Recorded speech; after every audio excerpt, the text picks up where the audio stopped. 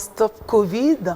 Et si nous touchions une catégorie spécifique aujourd'hui, la communauté sourde de la République démocratique du Congo, autant concernée par la sensibilisation contre le Covid-19, eh bien, mon invitée est la coordonnatrice de GEST, c'est une ONG qui s'occupe de cette catégorie de personnes. Madame Nana Samba Ouindou, bienvenue à vous.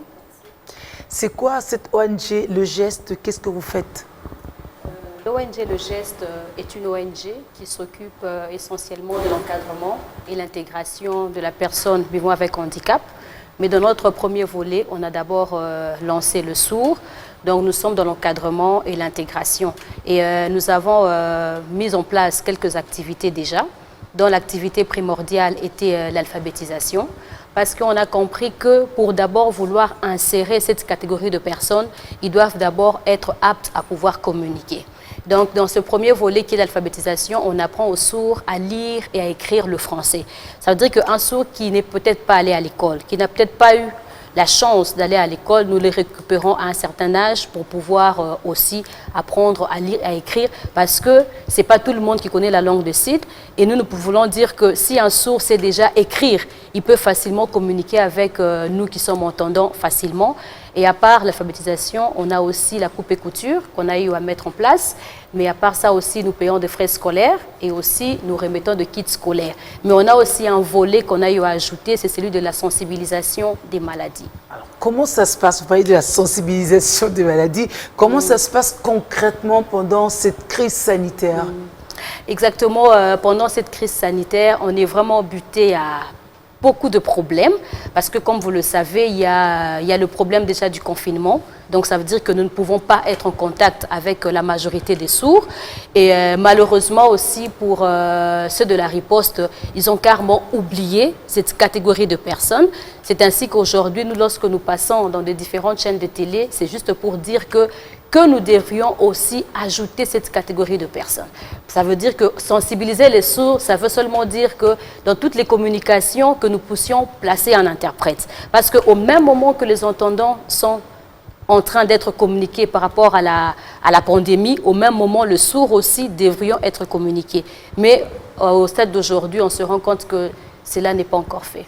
Au moins, vous avez essayé de commencer par sauver le meuble en proposant, en initiant un spot spécifique. Exactement. Exactement comme vous l'avez dit, on a proposé un spot qui aujourd'hui est déjà en train de passer sur B1. Merci encore à B1 de nous avoir aidés pour ce spot-là.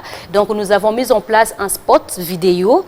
On a juste récupéré la vidéo, tout ce que la vidéo de la sensibilisation de l'hôtel de ville a eu à mettre en place.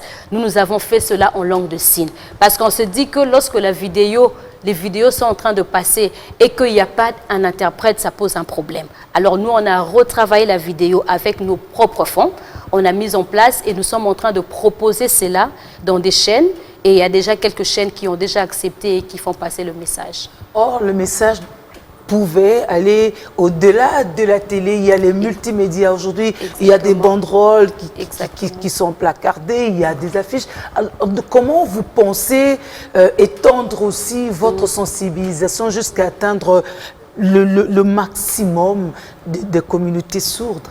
Au fait, déjà, par rapport aux banderoles qui sont là, effectivement, des fois, nous voyons des signes qui sont bien précis, mais aussi, il y a des écrits. C'est ainsi qu'aujourd'hui, nous revenons encore pour dire aux familles, il faut envoyer les sourds à l'école.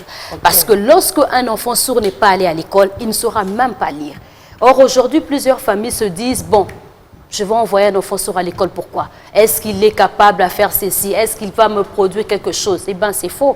Lorsque un enfant sourd est allé à l'école, cet enfant est apte à pouvoir lire même le message transcrit. Mais malheureusement, on se retrouve aujourd'hui avec tout ce problème des sourds qui ne savent pas lire, il y a des problèmes d'électricité. Donc nous, en tant qu'ONG, nous sommes butés à un vrai problème. Mais néanmoins, nous essayons quand même de pouvoir suivre cela de l'ONG. C'est vrai qu'avec le confinement, on ne peut pas avoir 10 personnes. Une grosse difficulté. Grosse difficulté, donc c'est vraiment très compliqué, mais au moins nous pensons qu'avec la vidéo, on a quand même des échos de la population sourde qui sont en train de voir la vidéo et aussi en train de comprendre ne fût-ce que le message et les gestes barrières. Ah, vous avez quand même des échos, mais qu'en est-il par rapport au reste des spots de sensibilisation qui passent, parce qu'ils voient, alors comment réagissent, quelles sont les questions qu'ils vous posent? C'est ça au fait, c'est comme ça que nous on est en train de lancer la balle du côté de ceux-là qui sont à la riposte pour leur dire que tout le message qui passe, toute la communication officielle,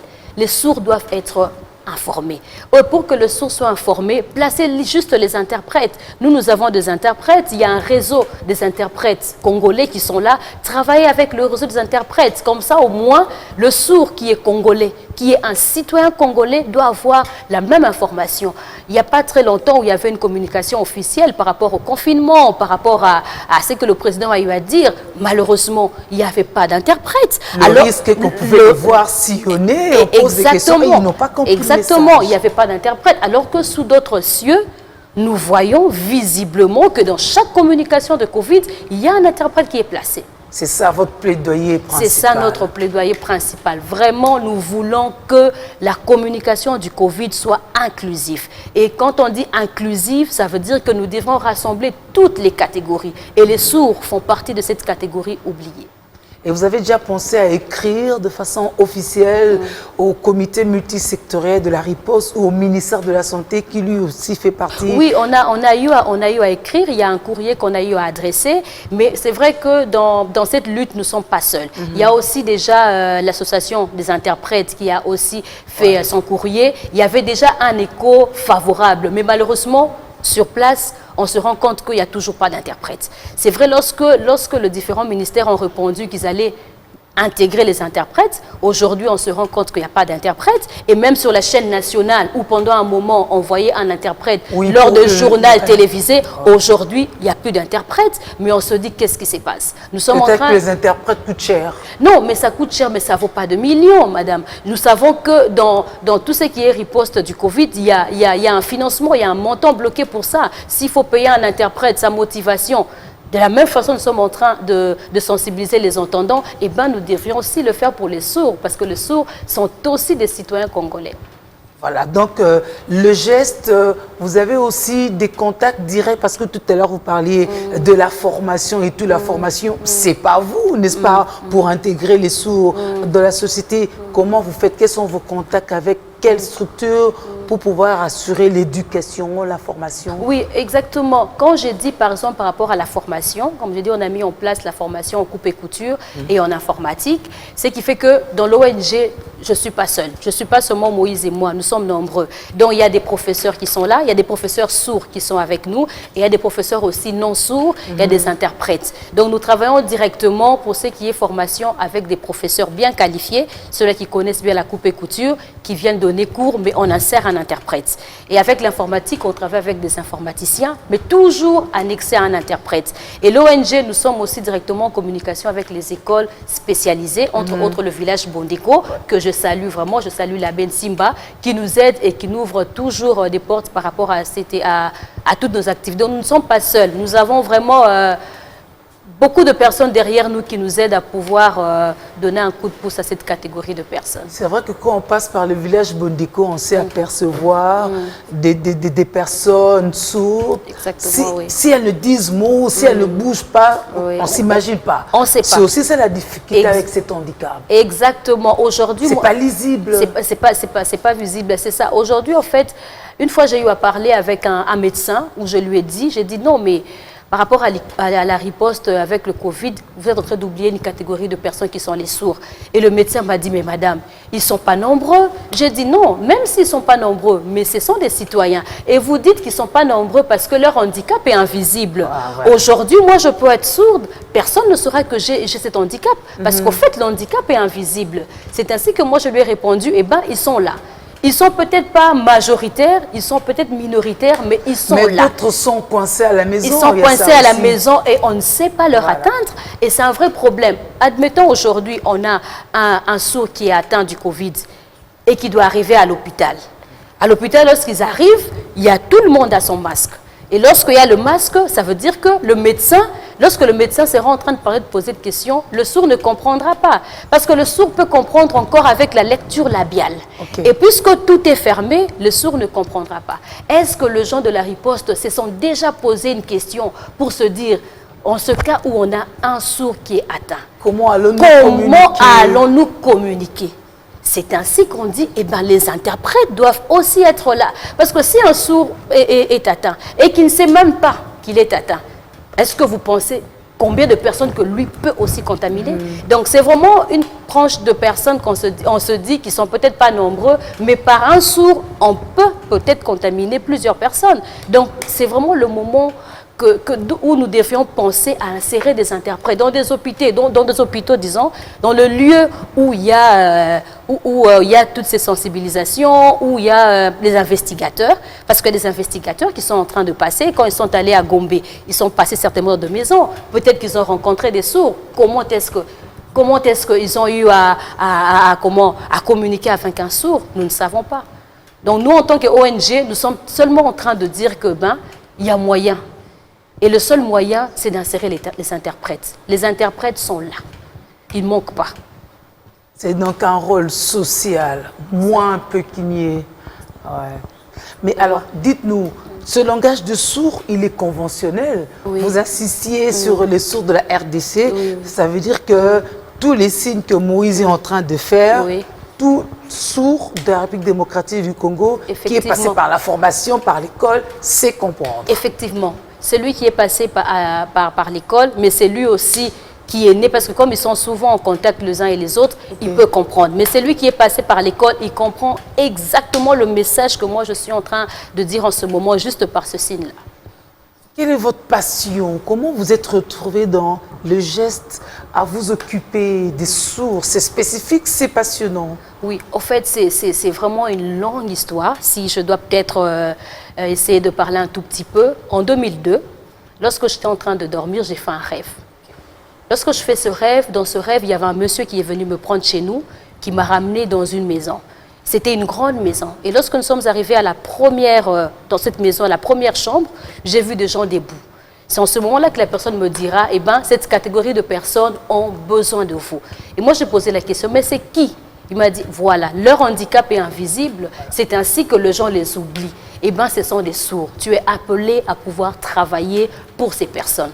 2002, j'étais encore à l'université, le temps de finir l'université, le temps de pouvoir trouver des moyens par-ci, par-là. Ouais. J'ai dû maintenant mettre en place l'ONG en 2012, donc c'est comme ça que la passion a commencé. C'est vrai que je suis financier de par ma formation, mais l'ONG Le Geste, s'occuper des sourds, encadrer les sourds, ça fait partie de mon appel en tant qu'enfant des dieux. Je me dis, si aujourd'hui je dois quitter ce monde et que le Seigneur doit me juger, il me jugera par rapport à cet appel-là. C'est ainsi que je le fais vraiment de tout mon cœur et je crois que nous sommes en train petit à petit de pouvoir intégrer un grand nombre de sourds dans la société. C'est quoi les beaux témoignages que vous avez par rapport à ce travail, le satisfait des personnes sourdes et même leurs familles? En fait, le plus grand témoignage que je peux avoir aujourd'hui, c'est une jeune fille qui s'appelle Élisée. Lorsqu'elle est venue chez nous, elle avait pratiquement 13 ans. Elle ne connaissait pas lire, elle ne sait pas lire, elle ne sait pas écrire. On l'a accompagnée.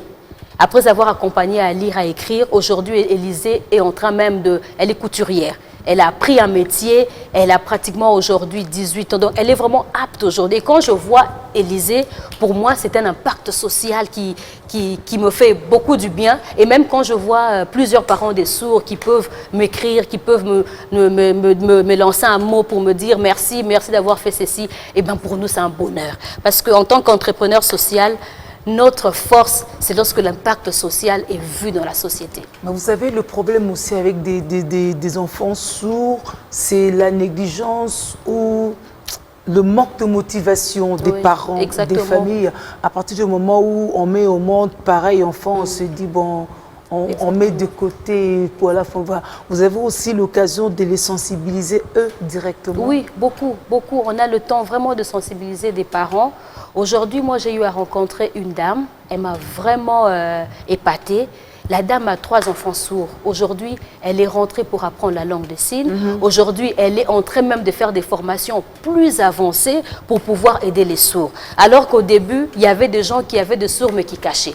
Et aujourd'hui, je compte vraiment lancer un appel aux parents qui ont des sourds, qu'on ne cache pas un enfant sourd. Nous, dans l'ONG, on a des professeurs qui sont sourds.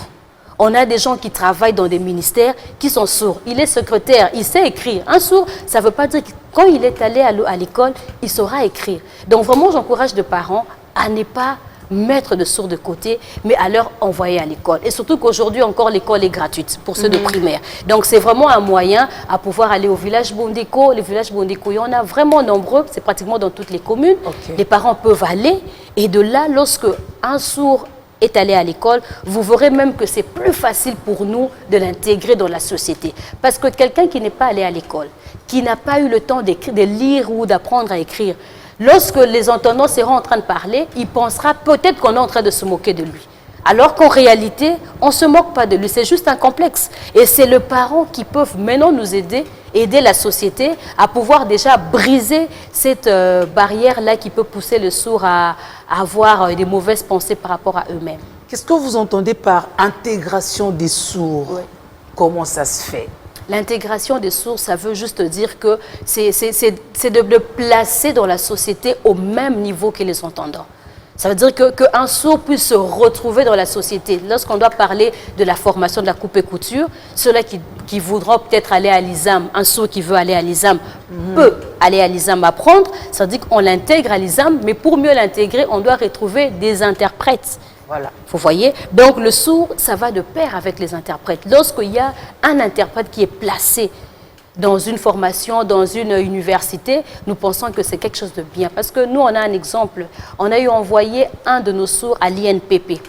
À l'INPP, on devrait en ce moment payer l'interprète pour aller aider le sourd à pouvoir mieux comprendre ses leçons. Or, normalement, dans d'autres cieux, et puis normalement même ici, c'est qu'on devrait faire dans des institutions qui sont au moins de l'État, insérer des interprètes lorsqu'on se retrouve avec un élève sourd ou un étudiant sourd. Un lobbying vraiment à mener, surtout avec la réalité de Covid-19, ça remet encore sur le tapis cette problématique de penser à différentes catégories de nos communautés, notamment avoir des interprètes, des milieux publics, les institutions et tout, pour pouvoir communiquer. Mais pourquoi ne pas motiver aussi carrément les populations à apprendre aussi les langages de sourds? Exactement. Nous aussi, nous sommes en train déjà de motiver les populations à apprendre, parce que dans nos différentes activités, on a aussi un centre qu'on a mis en place. Ce centre est ambulant. Donc, on a un centre où nous apprenons la langue des signes aux entendants. Et aujourd'hui, nous travaillons même déjà avec quelques églises qui sont en train d'insérer aussi des interprètes dans des églises. Donc, ils nous envoient des membres qui viennent apprendre la langue des signes. Donc, nous sommes vraiment en train d'encourager la population à pouvoir apprendre la langue des signes, parce que c'est quelque chose de bien. C'est un plus, au fait. C'est un plus et ça peut nous aider même à briser cette barrière-là. Parce que lorsqu'un sourd arrive et qui veut communiquer avec moi, si moi je connais la langue des signes, c'est plus facile. Le message passe facilement. Moi, je sais que quand j'ai fini l'université en 2005, je suis allée apprendre la langue des signes. Et en ce moment, il y avait des gens qui me disaient, mais Nana, les gens apprennent l'anglais et toi, tu vas aller apprendre la langue des signes. Qu'est-ce que tu vas faire avec? Moi, j'avais un rêve et je me disais que mon rêve, je devrais l'emmener jusqu'au bout. Je suis allée en train d'aller apprendre la langue des signes. Aujourd'hui, quand je suis avec des sourds, je suis plus ou moins à l'aise, parce que quand tu emmènes quelque chose pour eux, ils doivent sentir aussi que tu t'es donné la peine au moins d'apprendre leur langue. Sinon, tu risques d'être une barrière aussi pour leur apprentissage. Quelles sont les questions que les sourds vous posent pendant cette pandémie, pendant cette sensibilisation, les rares ou ceux qui accèdent quand même déjà à vos spots publicitaires ou à vos autres formes de sensibilisation? C'est quoi les questions qu'ils vous posent? Qu'est-ce qu'ils ont compris de Covid-19? C'est vrai que les questions, il y a quand même eu plusieurs questions, entre autres des questions sur des rumeurs, parce qu'il y a eu beaucoup de rumeurs par rapport au Covid, par rapport aux remèdes, comment remédier, il faut recevoir Congo Bololo, il faut prendre ça, il faut mélanger avec ceci. Il y a eu vraiment beaucoup de questions, surtout quand il y a eu un cas de mort, il y a eu un enfant qui était décédé aider par rapport à ce mélange-là, on a eu quand même beaucoup de questions. Et comme je le dis toujours dans l'ONG, nous ne sommes pas des techniciens. Voilà. Donc, nous reposons la question aux techniciens. Et en ce moment, quand le technicien nous dit que non, pour le Covid, c'est pas, il faut Congo Bololoé, citron ou tout ça. Et nous, en ce moment, maintenant, nous allons maintenant pour expliquer aux sourds. Donc, le vrai problème, vraiment, qu'on a eu pour cette sensibilisation, c'est plus les rumeurs par rapport aux remèdes. Quel est le médicament qu'on doit prendre? Qu'est-ce qu'on doit faire? Ça tourne et comme ils n'ont pas la communication au même moment que les entendants, eh ben ça crée encore cette complication-là. C'est quand même intelligent. Lorsqu'on a compris qu'on a affaire à une pandémie, on veut comprendre les remèdes pour guérir et donc on va dans ce sens-là. Ça veut dire qu'ils perçoivent le danger qu'il y a et ils veulent se préserver, guérir. Exactement. C'est ça. Exactement. Ils perçoivent le danger parce qu'ils le voient aujourd'hui. C'est vrai qu'il y a à la télé, ça passe à tout moment, hein, mais au début, la compréhension n'était pas encore aussi exacte. C'est quand notre vidéo a commencé à passer, beaucoup de sourds ont quand même eu cette opportunité de regarder et de voir. C'est ainsi que moi je me dis, si aujourd'hui cette vidéo peut continuer encore à repasser, ça sera vraiment un appui en même temps pour l'ONG parce qu'à ce moment, nous ne savons pas avoir tous les sourds.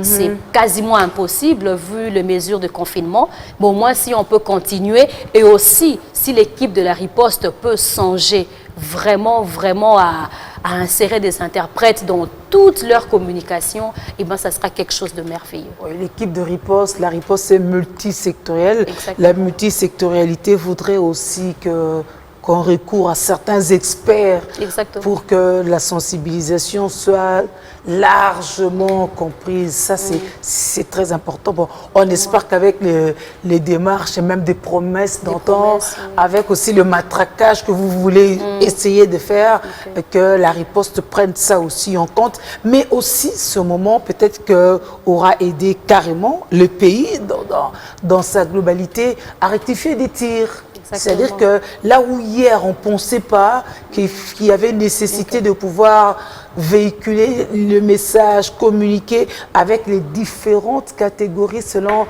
leurs spécificités, leurs handicaps, leurs limites et tout ça, que désormais on repart sur une bonne base. Exactement, oui. Exactement, madame. Nous pensons vraiment qu'avec tout ce moment où nous sommes en train de sensibiliser, de tirer la sonnette d'alarme, nous pensons vraiment que la riposte fera quelque chose parce que ce n'est pas aujourd'hui que nous sommes en train de parler. Depuis Covid, nous sommes en train de passer dans plusieurs chaînes de télévision. À un moment, vous verrez qu'ils ont inséré. À un moment, vous verrez que les interprètes ne sont pas là. Et bien, on se pose la question, qu'est-ce qui ne va pas?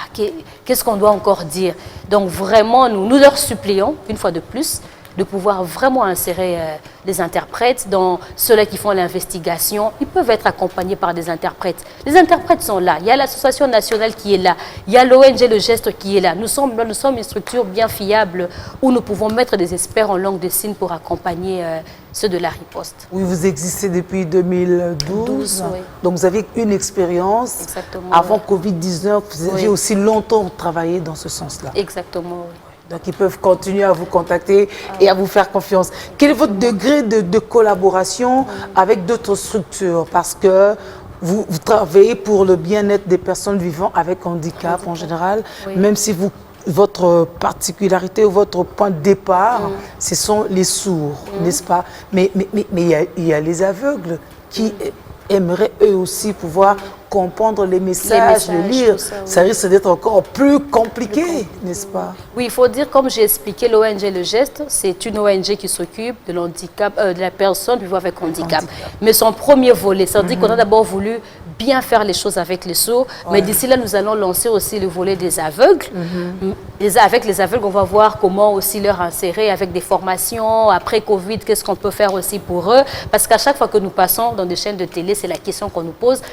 Que pouvons-nous dire aussi par rapport à cela, à d'autres handicaps? Eh bien, on se dit... Parce que si les uns peuvent déjà voir, c'est une chose, mais les autres, non. Ils ne voient pas, mais ils entendent. Donc, nous supposons que le message aussi qui est dit par voie orale, ils sont en train de comprendre. Mais néanmoins, en tout cas, au niveau de la coordination de l'ONG, nous sommes déjà en train de voir comment pouvoir annexer aussi les aveugles à notre lutte. Mais comme d'autres associations, nous sommes aussi, comme j'ai dit, on ne travaille pas seul. Donc on a l'Association nationale des sourds qui est là, l'association des interprètes aussi. Donc nous voulons toujours bien faire les choses. Et aussi l'ONG est reconnue sur le plan mondial parce que nous sommes associés à la Fédération mondiale. Alors à chaque fois qu'il y a des rapports que nous devions envoyer et qu'on nous pose la question, comment se passe en RDC par rapport aux sourds. Vous savez, des fois, on sait toujours rien dire parce qu'on se dit, on est en train de se battre. Quand on dit qu'on n'a pas encore inséré des interprètes dans des communications officielles, des fois, on nous prend un peu comme quelque chose d'anormal. Oui, c'est un problème du pays ici. C'est ça. Alors, on essaie quand même de rassurer la Fédération mondiale que nous sommes en train de nous battre. Et lorsque nous verrons que les communications officielles, on aura des interprètes, lorsqu'on verra qu'à B1, il y aura un interprète en langue de signes, eh ben pour nous, ça sera des points par rapport à la Fédération mondiale et par rapport à notre impact social que nous sommes en train de rechercher. Nous pourrons être que très contents par rapport à cela. Donc, vraiment, nous voulons que et les chaînes de télévision et le gouvernement qui puissent nous aider à pouvoir aider les sourds à pouvoir mieux les intégrer dans la société. Ça, c'est le mot que vous lancez à ceux qui peuvent collaborer avec vous. Et qu'est-ce que vous dites directement aux sourds? Aux sourds, c'est que nous voulons dire que le Covid existe et est vraiment en train de faire du mal aux gens. On doit respecter le geste barrière. Ça veut dire qu'il faut rester à la maison, il faut porter son masque, il faut vraiment suivre toutes les mesures à la lettre.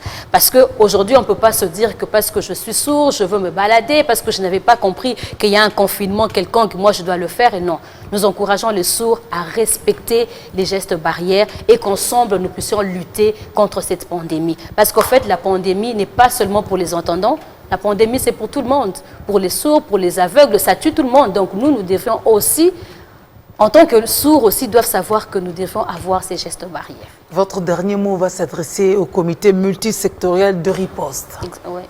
Ce que nous pouvons dire au comité multisectoriel, comme vous le dites si bien, multisectoriel, ça veut dire que on doit aussi atteindre une catégorie de personnes qui jusque-là est encore mis de côté. C'est vrai qu'on a frappé des portes, on nous avait dit qu'on allait insérer des interprètes, mais sur terrain, il n'y a pas. Alors nous vous supplions vraiment de pouvoir insérer des interprètes. Nous sommes là, nous sommes très ouverts. Nous avons un numéro par lequel vous pouvez nous contacter. Si je peux donner ce numéro, c'est les 09 98 21 84 47. Je répète, les 09 98 21 84 47. Donc nous sommes vraiment très ouverts à pouvoir en même temps accompagner cette équipe pour qu'ensemble nous puissions aider les sourds à mieux comprendre sur la réalité du Covid. Merci pour votre passion et votre compassion, Nana Samba. C'est ici qu'on va marquer un stop à ce stop Covid du jour. Vous avez été nombreux des sourds à nous suivre. On espère que le message vous est parvenu, que cette sensibilisation touche votre sensibilité afin de collaborer, mais aussi à ceux qui ont la décision, à ceux qui ont la possibilité de pouvoir participer, de collaborer dans cette sensibilisation pour qu'il y ait plus de visibilité, plus de lisibilité dans la sensibilisation par rapport aux catégories spécifiques. Aujourd'hui, les sourds dont il est question et par le comité multisectoriel de riposte et par les médias et par les autres structures afin qu'ensemble nous puissions vaincre ce Covid-19. On marque un stop à ce stop Covid ici. Prenez soin de vous, que vous soyez sourds, muets ou autre personne. Prenez soin de vous. Au revoir. À très vite.